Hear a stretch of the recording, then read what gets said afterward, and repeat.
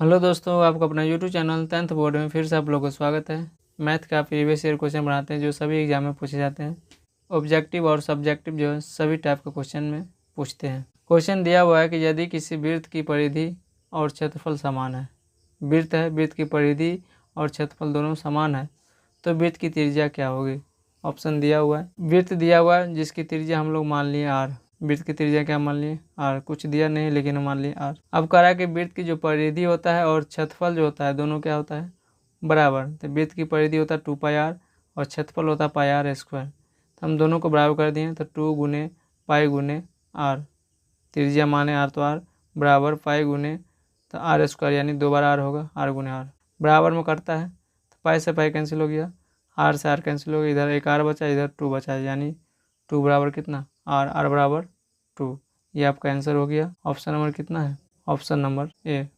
जो कहता है ना वो फार्मूला लगा दीजिए, आपका आंसर सीधा सीधा निकल जाएगा। चलिए अगला क्वेश्चन देखते हैं। 3, 4, 0, 6, 4, 5 का बहुलक क्या होगा। जो संख्या ज़्यादा बार हो उसी को हम लोग बहुलक कहते हैं। तो 3 है एक बार, 4 कितना बार 2 बार है, 0 एक बार, 6 एक बार, 5 एक बार, तो 4 कितना बार 2 बार, तो बहुलक कितना हो गया 4। Option number B. जो संख्या ज़्यादा बार रिपीट हो वही बहुलक कहलाता है। चलिए अगला क्वेश्चन देखते हैं। प्रायिकता का अधिकतम मान कितना होता है। यहाँ पर हम लिख दिए हैं 2 पॉइंट, ये दोनों पॉइंट आप अच्छे से याद कर लीजिए, 100% आपको मिलेगा। प्रायिकता का अधिकतम मान 1 होता है और प्रायिकता का न्यूनतम मान 0 होता है। अधिकतम करने का मतलब निश्चित मान, अधिकतम जो है 1 से बड़ा नहीं होता है, और प्रायिकता का न्यूनतम मान 0 से छोटा नहीं होता, यानी माइनस में नहीं होता है। -1 होगा, नहीं हो सकता, माइनस में कभी नहीं होगा, याद रखिए माइनस वाला कभी नहीं होता है। न्यूनतम 0 मतलब छोटा 0, तो 0 छोटा हो गया, और उससे भी छोटा माइनस होता है लेकिन माइनस नहीं होता है, माइनस वाला नहीं होता है। तो ऑप्शन नंबर क्या हो जाएगा बी। अधिकतम पूछा है, न्यूनतम पूछेगा तो 0, अधिकतम पूछा है तो 1। तो यहाँ पर क्वेश्चन अधिकतम नहीं रह करके वहाँ लिखा रहेगा निश्चित मान, तब पर भी 1 होगा, याद रखिएगा। संभव मान क्या होगा, तब पर भी 1, और वहाँ लिखा रहेगा असंभव, तब 0 हो जाएगा। लिखने का तरीका अलग अलग है, यहाँ पर लिखा रहेगा अधिकतम की जगह नहीं रहेगा, यहाँ लिखा रहेगा निश्चित मान, मतलब प्रायिकता का निश्चित मान क्या होगा, तब पर 1। संभव मान क्या होगा, तब पर भी 1। अगर यहाँ असंभव लिखा है तो 0, न्यूनतम मान लिखा रहेगा तो 0। 2 पॉइंट आप अच्छे से याद रखिएगा। अगला देखते हैं। क्वेश्चन दिया हुआ है 5, 3, 7, 6, 4, 2, 1 की माध्यिका क्या होगी। अब एक चीज़ ध्यान दीजिए, संख्या को गिन लीजिए कितना है, 1, 2, 3, 4, 5, 6, 7, 7 संख्या है, यानी विषम संख्या हुआ।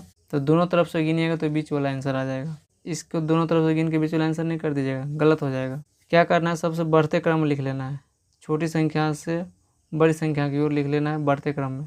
बढ़ते क्रम में लिखने के बाद जो है क्या करना है, दोनों तरफ से गिनना है कितना संख्या है, 1, 2, 3, 4, 5, 6, 7, तो यानी बीच में आंसर होगा। तो 1, 2, 3, 4, 1, 2, 3, 4, यानी संख्या ये बीच में आ गया, तो आंसर हो जाएगा आपका 4। फार्मूला भी होता है इसका, नहीं तो शॉर्टकट मेथड जानिएगा तो कि अगर विषम संख्या रहेगा टोटल संख्या तो बीच वाला आंसर होगा। अगर बीच में 2 गो संख्या आ रहा है, सम संख्या टोटल होगा तो बीच में 2 गो आएगा, तो क्या करना, दोनों को जोड़ करके 2 से भागा दे देना, आंसर आ जाएगा।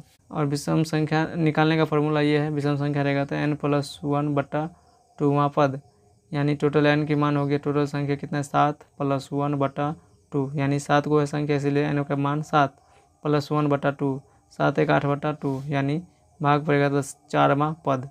तो शुरू से गिन लेना 1, 2, 3, 4 आंसर। ये तो विषम संख्या का बात हुआ, सम संख्या का आगे बता देंगे, नहीं तो यहाँ शॉर्टकट हम बताइए दिए कि जब बीच में 2 गो आएगा ना तो दोनों को जोड़ के 2 से भागा दीजिएगा, आंसर आ जाएगा। चलिए अगला क्वेश्चन देखते हैं।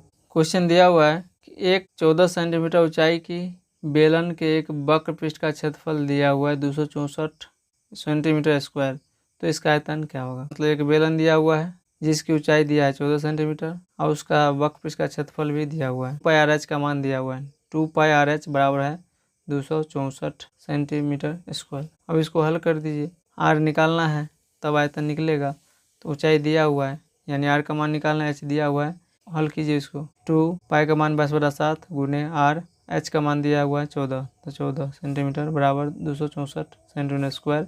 इधर 1 सेंटीमीटर, इधर 2 है तो वो कट जाएगा, 7 से काटिए 14 को, 2 बार में कट गया, तो ऊपर क्या बचा 2, 22 और 2, फिर यहाँ 22 से लगे इसको 12 बार में काटा, फिर 2 को काटिए 12 को 6 बार में, फिर ये 2 को काटिए 3 बार में, तो 3 हो गया, यानी इधर r बचा, r बराबर 3 सेंटीमीटर।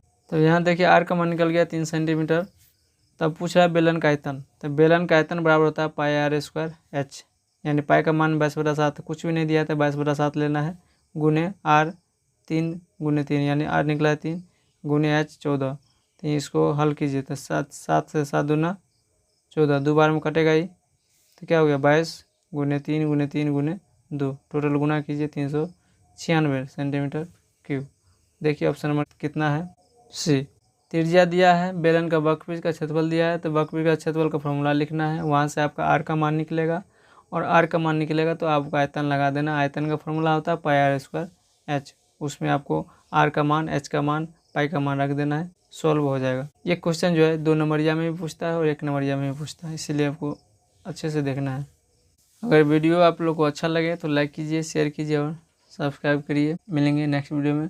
अगर आप लोगों को जिस क्वेश्चन में कोई दिक्कत हो तो कमेंट करिए, और जो टॉपिक आप लोग को पढ़ना है कमेंट करिएगा, उस टॉपिक का वीडियो लाएंगे। चलिए मिलते हैं नेक्स्ट वीडियो में, धन्यवाद।